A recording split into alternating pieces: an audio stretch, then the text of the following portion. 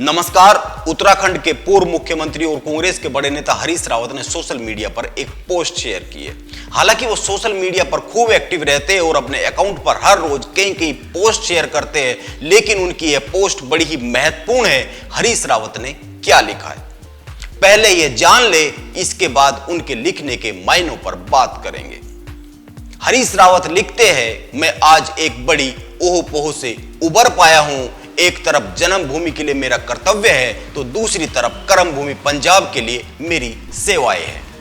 स्थितियां जटिलतर होती जा रही है क्योंकि जो जो चुनाव आएंगे दोनों जगह व्यक्ति को पूर्ण समय देना पड़ेगा। वो आगे लिखते हैं, कल उत्तराखंड में बेमौसम बारिश ने जो कहर ढाया है, मैं कुछ स्थानों पर जा पाया हूं, लेकिन आंसू पहुंचने मैं सब जगह जाना चाहता था, मगर कर्तव्य पुकार मुझसे कुछ और अपेक्षाएं लेकर के खड़ी हो गई। मैं जन्मभूमि के साथ न्याय करूं तभी कर्मभूमि के साथ भी न्याय कर पाऊंगा।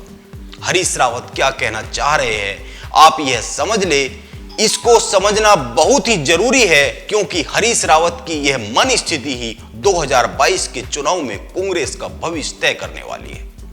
वो आगे लिखते हैं, मैं पंजाब कांग्रेस और पंजाब के लोगों का बहुत आभारी हूं।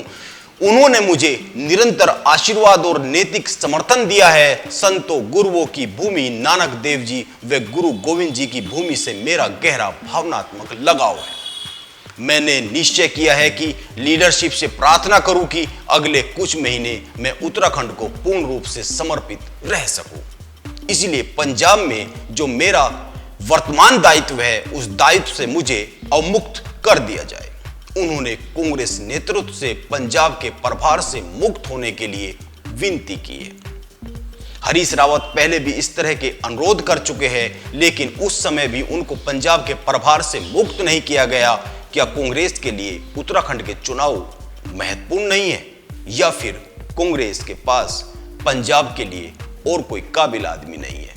इसका एक मतलब यह भी हो सकता है कि केंद्रीय नेतृत्व हरीश रावत की बातों की सुनवाई नहीं कर रहा है। आप हरीश रावत की मन स्थिति को समझ ले और इसके साथ ही प्रदेश के मुख्यमंत्री पुष्कर सिंह धामी की पिछले 48 घंटों की गतिविधियां देख ले। जब मौसम विभाग ने रेड अलर्ट जारी किया, पुष्कर सिंह धामी उसी समय से इस बंदोबस्त करने में लग गए कि आने वाली आपदा से संभावित नुकसान को कैसे कम किया जा सकता है। उन्होंने अपना दिल्ली दौरा रद्द कर दिया। वो हर उस मौके पर पहुंचने को तत्पर दिखे जहां पर विपदा ने अपने पंजों से जान माल की हानि के निशान छोड़ दिए थे। जब बिगड़े मौसम के कारण हवाई सफर करने की इजाजत नहीं मिली तो पुष्कर सिंह धामी ट्रैक्टर पर सवार होकर मौसम की मार से करहा रहे लोगों के बीच जा पहुंचे। जब प्रदेश के मुख्यमंत्री लोगों को ढांढस बना रहे थे, बचाव कार्य में लगे लोगों का उत्साह बढ़ा रहे थे, उसी वक्त हरीश रावत भी अपने सामर्थ्य के साथ, पूरे सामर्थ्य के साथ आपदा प्रभावित इलाकों का दौरा कर रहे थे। लेकिन वह मन से हारते हुए क्यों दिख रहे हैं, जैसा कि उनकी पोस्ट से प्रतीत भी हो रहा है। आप पिछले 48 घंटों को गौर से याद कर ले। एक तरफ मुख्यमंत्री धामी कुमाऊं से विपदा के मारों के बीच में थे, वहीं दूसरी ओर देहरादून में एक दूसरा ही खेल रचा जा रहा था। प्रीतम सिंह अपने दोस्त हरक सिंह के घर पर पहुंचकर राजनीतिक महत्वाकांक्षाएं तलाश रहे थे। हालांकि प्रीतम सिंह ने जो बताया उसका मतलब यह है कि वह वहां जनता के काम से गए थे, हरक सिंह से मिलने जनता के किसी काम से गए थे। लेकिन राजनीति में दिलचस्पी रखने वाले इसको कैसे नजरअंदाज कर सकते हैं कि प्रीतम सिंह से भेंट के बाद हरक सिंह ने उत्तराखंड के बड़े नेता हरीश रावत पर अब तक का सबसे बड़ा हमला बोल दिया। हरक सिंह ने क्या क्या कहा यह तो सब अखबारों में छप चुका है, लेकिन प्रदेश में कांग्रेस के दूसरे नंबर के नेता से मुलाकात के बाद प्रदेश में कांग्रेस के नंबर 1 नेता पर यहां तक आरोप लगा देना कि वो दूसरों के चरित्र हनन की कोशिश तक करते हैं, यह वाकई चिंता की बात है। इससे हरीश रावत के मन पर क्या गुजरी होगी वह तो खुद हरीश रावत जी ही बता सकते हैं। अगर उनका मन किया तो हो सकता है वह इस पर अपनी अगली पोस्ट लिख देंगे। वैसे भी हरीश रावत जी अब मन की बात अपनी पार्टी के भीतर नहीं, ओपन में सोशल मीडिया पर करते दिखते हैं। कहा जाता है कि जब घर में नहीं सुनी जाती तो आदमी बाहर उम्मीद की नजरों से झांकता है। पंजाब में कैप्टन अमरिंदर सिंह ने भाजपा से गले मिलकर बड़ा खेल कर दिया है और उत्तराखंड में प्रीतम सिंह गले न मिलकर चिंताएं बढ़ाए जा रहे हैं।